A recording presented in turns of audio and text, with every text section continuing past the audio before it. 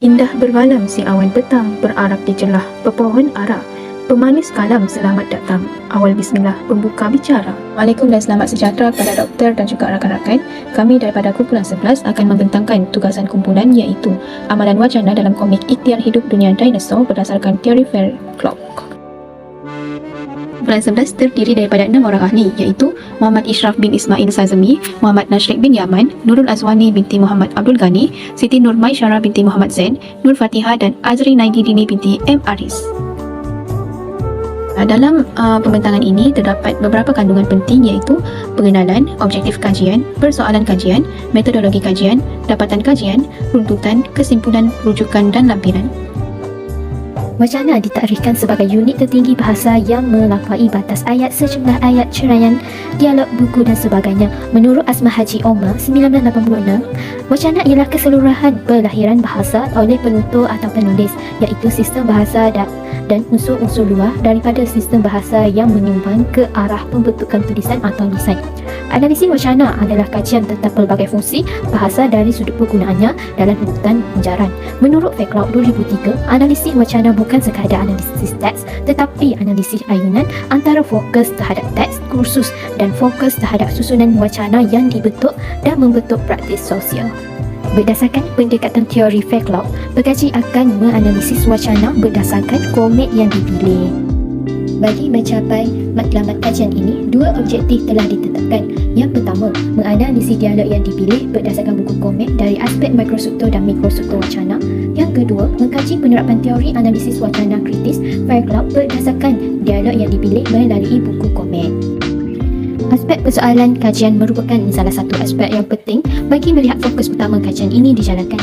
Persoalan yang pertama ialah apakah dialog komik yang dipilih memberi maklumat dari aspek mikrostruktur dan mikrostruktur. Persoalan yang kedua, adakah dialog yang dipilih ini mempunyai kaitan atau penerapan teori analisis wacana kritis Fairclough. Metodologi kajian merupakan kaedah atau cara mengumpul dan menganalisis data. Kajian ini menggunakan dua kaedah sahaja, iaitu kaedah kepustakaan dan kaedah penganalisisan data. Kaedah kepustakaan di mana buku-buku dan sumber rujukan ilmiah diperoleh dari kaedah kepustakaan. Pekaji juga menggunakan data sekunder bagi memperolehi sumber kajian dan pekaji mendapat data secara tidak langsung dari laman web dan buku-buku ilmiah. Manakala kaedah penganalisan data, pekaji menganalisis penggunaan ayat-ayat dalam dialog dengan menggunakan pendekatan teori Fairclough yang terdapat dalam komik yang dipilih. Berdasarkan teori ini, pekaji dapat mengeluarkan isi-isi yang berkaitan untuk dianalisis mengikut tautan, runtutan serta dimensi tekstualnya. Assalamualaikum warahmatullahi wabarakatuh. Saya akan meneruskan pembentangan seterusnya di bahagian dapatan kajian, iaitu di bahagian ini kita akan melihat struktur komik yang dikaji. Di hadapan ini bolehlah kita lihat tentang analisis yang telah dibuat berdasarkan komik yang dikaji, iaitu dari segi makrostruktur, di mana kita akan melihat sebentar selalu sahaja berkaitan dengan komik yang telah dikaji. Jadi di hadapan ini terdapat beberapa makrostruktur yang telah dikenal pasti, iaitu berkaitan dengan jumlah muka surat, medium penyampaian, nama penulis, penerbit dan juga tahun yang diterbit serta lain-lain lagi lah. Jadi analisis komik ini telah dibuat kerana komik ini berkonsepkan sains dan berlatar belakangkan sejarah telah dipilih untuk oleh pengaji untuk membuat tulisan ini. Ini kerana komik tersebut dilihat sangat menarik untuk dikaji dalam konteks analisis wacana. Pembentangan seterusnya adalah berkaitan dengan analisis komik Ikhtiar Hidup Dunia Dinosaur mengikut teori Fairclough. Fairclough menyatakan bahawa penggunaan bahasa dalam masyarakat adalah bentuk amalan sosial daripada aktiviti individu. Beliau telah merumuskan analisis wacana kepada model 3 dimensi yang berdasarkan teks, amalan wacana dan juga amalan sosial. Seterusnya adalah berkaitan dengan tautan. Menurut Sanad Mat Nasir 2002 telah membagikan tautan kepada 3 jenis tautan utama, iaitu tautan perorangan, tautan kolokasi dan juga tautan penghubung ayat. Dimensi tekstur. Dimensi tekstur bertujuan untuk menghuraikan bentuk dan makna teks yang dianggap mempunyai jalinan makna additional, interpersonal dan juga tekstur. Fairclough telah menjelaskan bahawa analisis teks dapat dilihat berasaskan 4 perkara utama, iaitu pembendaharaan kata, nahu, tautan dan juga struktur teks. Perbendaharaan kata. Definisi pembendaharaan kata atau kosakata daripada segi individu adalah set perkataan yang diketahuinya dalam sesebuah bahasa. Pembendaharaan kata juga boleh ditakrifkan sebagai semua perkataan yang dikenali dan digunakan oleh seseorang yang tertentu. Okey, contoh pembendaharaan kata yang terdapat di dalam komik tersebut adalah seperti contoh di hadapan. Contohnya ayat 1, hidrat adalah mineral yang terbentuk apabila zarah gas seperti tanah bercampur dengan air lalu menjadi kristal. Mineral telah dihighlightkan sebagai pembendaharaan kata dalam komik tersebut kerana menggunakan laras sains. Seterusnya adalah nahuan. Di dalam nahuan ini terdapat 2 jenis ayat, iaitu ayat aktif dan juga ayat pasif. Untuk ayat aktif seperti kita tahu adalah ayat yang dimulakan ataupun diikuti oleh fasa nama sebagai objek. Contoh kita boleh lihat ayat aktif yang terdapat di dalam komik tersebut, iaitu ayat 3, Achilleum menjadi pelopok semua reptila laut. Achilleum merupakan kata nama daripada sejenis haiwan prasejarah yang telah menjadi ayat aktif. Seterusnya, ayat basic pula. Ada ayat yang merujuk kepada struktur di mana tindakan atau perbuatan yang dilakukan oleh subjek menjadi fokus utama. Sebagai contohnya, ayat basic yang terdapat dalam komen tersebut adalah sup ikan lebih sedap dimasak di tengah laut. Tetenunan nahuan berfungsi untuk menghubungkan unsur linguistik gramatikal dengan unsur linguistik gramatikal yang lain di antara ayat dengan ayat dengan menggunakan tautan-tautan kohesi dalam sesebuah teks. Tetenunan nahuan meliputi aspek rujukan, pergantian, pelenyapan. Nahu rujukan, satu hubungan semantik hubungan di antara makna sesuatu perkara tertentu dan bukan di antara bentuk kajian bahasa lain seperti perkataan atau frasa. Contoh teks dalam komeks ialah kita berada di segitiga Bermuda sekarang. Contoh lain, tunggu apa lagi, mari cepat pergi dari sini. Nahu penggantian, kehadiran kohesi ini mampu mewujudkan kesinambungan antara ayat sebelum dan ayat selepas bagi melancarkan proses pembacaan itu berlaku. Contoh teks dalam komik ialah itulah sengkaian. Fenomena ini sering berlaku di lautan dan sudah tentulah pasang surut air adalah fenomena akibat tarikan graviti bulan. Nahu pelenyapan atau elipsis ialah suatu penghilangan frasa ataupun klausa di dalam sebuah ayat yang tidak mempengaruhi maksud dari perkataan itu sendiri. Tujuan penggunaan elipsis ini adalah untuk mencegah pengulangan kata yang tidak perlu dalam sesebuah ayat. Contoh dalam teks komen ialah ingatkan benda ini keras lembik rupanya.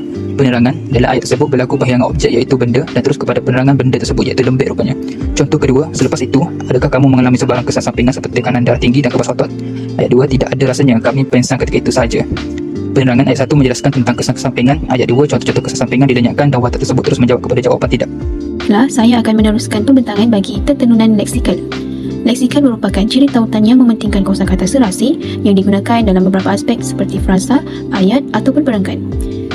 Dalam tetenunan leksikal ini terdapat beberapa komponen iaitu perulangan kata yang hampir sama atau yang sama, perulangan kata sinonim dan pernyataan semula melalui kata superordinate. Yang pertama iaitu perulangan kata yang sama atau hampir. Leksikal merupakan ciri tautan yang mementingkan kosakata serasi yang digunakan dalam frasa, ayat ataupun perangkat. Berikut merupakan contoh bagi ayat perulangan kata yang sama atau hampir, iaitu saya tidak mahu mati seperti ini, saya mesti keluar dari sini. Seterusnya, perulangan kata sinonim. Idris Aman 2023 menyatakan bahawa perulangan sinonim diamalkan bertujuan untuk mengelakkan kebosanan mengulang kata yang sama dalam teks. Selain itu, sinonim juga digunakan untuk memberi pelbagai variasi kepada teks yang hendak ditulis. Berikut merupakan contoh bagi teks tersebut. Mustahil, tidak mungkin. Seterusnya iaitu pernyataan semula melalui kata superordinate. Menurut Idris Aman 2023 menyatakan pernyataan semula sama ada melalui penggunaan kata yang lebih umum hyperonim atau yang lebih khusus hyponim. Contoh teks dalam komik iaitu semua tumbuhan di sini cicets dan Petridophyta macam hutan era metafizik pula rasanya. Runtutan dimensi amalan wacana. Dimensi amalan wacana merupakan analisis wacana mengikut tahap makro. Amalan wacana melibatkan 3 proses iaitu penghasilan, penyebaran dan penggunaan. Yang pertama, penghasilan. Menurut teori Fakelog, berdasarkan penelitian Idris Ahmad, proses penghasilan wacana melibatkan kaedah konstruksi bagi menghasilkan teks baru. Penghasilan ini mengandungi intertextuality, interdiscursivity, daya ujaran dan semiotik. Intertextuality menekankan pensejaraan teks iaitu bagaimana teks membentuk tambahan kepada teks sedia ada. Setiap teks merupakan hasil gabungan dan transformasi teks silam iaitu teks yang dihasilkan, tidak bebas daripada unsur, pengaruh dan kemasukan teks lain. Yang pertama, representasi wacana. Yang kedua, praandaian. Yang ketiga, penafian. Yang keempat, meta wacana. Dan yang kelima, ironi. Yang pertama, representasi wacana. Representasi wacana merujuk cara suara digunakan sama ada secara cakap acuh atau cakap pintar.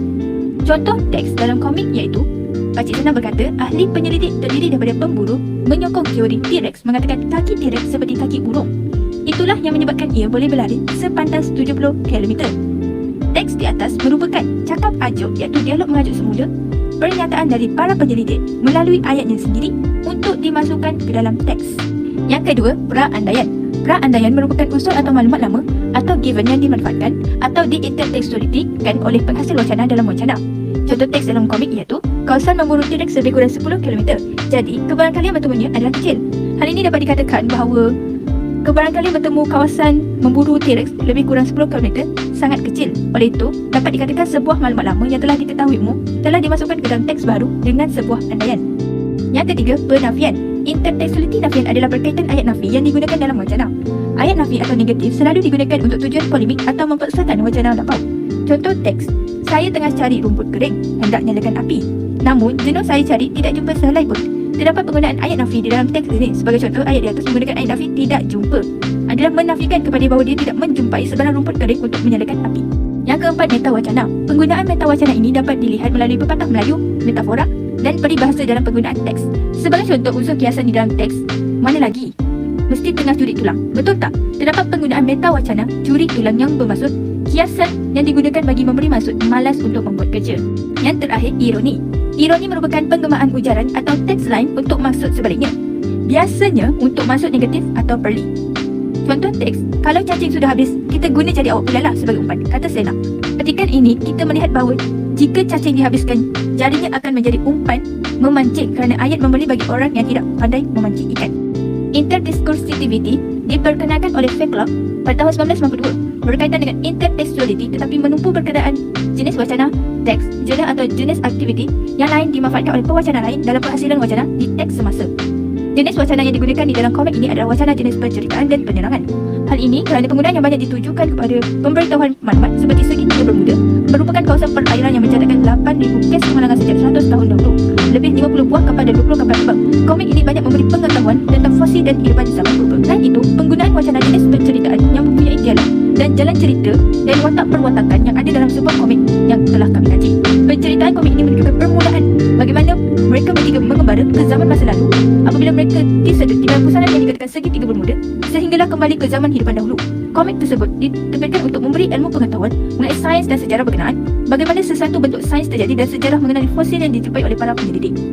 Daya ucaran. Menurut Fairclough 1989, daya ucaran tindakan merupakan komponen penting dalam domain pragmatik, iaitu berkaitan dengan makna. Dalam wacana yang melibatkan konteks seperti membuat kenyataan, membuat janji, mengancam, memberi amaran, membuat permintaan dan memberi arahan. Daya ucaran yang terdapat dalam teks komik Tiada Hidup Dunia Dinosaur adalah ayat pernyataan, permintaan, pertanyaan dan pemakluman. Contoh teks dalam komik seperti di sebelah. Teks ini menunjukkan ayat penyata. Hal ini kerana ayat penyata merupakan ayat yang diucap dengan maksud membuat satu pernyataan atau memberi sesuatu keterangan seperti yang ditunjukkan dalam jadual. Sebagai contoh, dalam ayat 1, ayat penyata jelas dilihat apabila Juno menyatakan perkara itu benar dengan mengucap, ya, inilah dia. Seterusnya, teks ini menunjukkan ayat permintaan. Hal ini kerana ayat permintaan menggunakan kata permintaan seperti minta dan tolong dengan tujuan memohon permintaan dan pertolongan. Sebagai contoh, dalam ayat 1, ayat permintaan berlaku apabila Sena meminta pertolongan daripada orang sekelilingnya dengan menggunakan perkataan tolong. Selain itu, teks ini menunjukkan ayat pertanyaan. Hal ini kerana ayat tanya merupakan ayat yang bertujuan untuk menanyakan sesuatu. Dalam teks di atas, terdapat dua jenis ayat pertanyaan, iaitu ayat tanya menggunakan kata tanya dan ayat tanya tanpa menggunakan kata tanya. Sebagai contoh, dalam ayat 1, ayat 2, ayat 4, ayat 5 merupakan ayat tanya yang menggunakan kata tanya, iaitu kah. Manakala dalam ayat 3 dan ayat 6 merupakan ayat tanya tanpa menggunakan kata tanya, tapi struktur teksnya dalam menyoal. Seterusnya, ayat 1 sehingga ayat 7 ini menunjukkan tentang teks ayat makluman.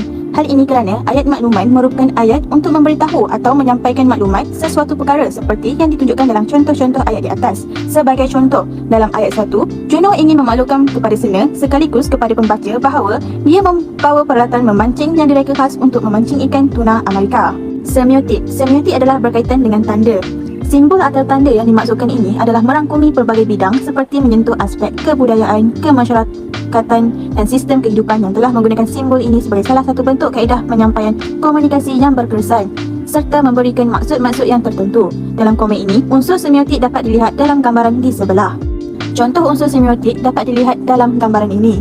Apabila melihat gambaran ini, pembaca boleh mengagak bahawa komik ini berkisarkan satu keluarga bercuti di laut sambil menghabiskan masa dengan memancing ikan. Bahkan, tajuk yang dimulai dengan segitiga Bermuda, kini kami datang, pembaca dapat mengagak mereka satu keluarga pergi bercuti di kawasan segitiga Bermuda.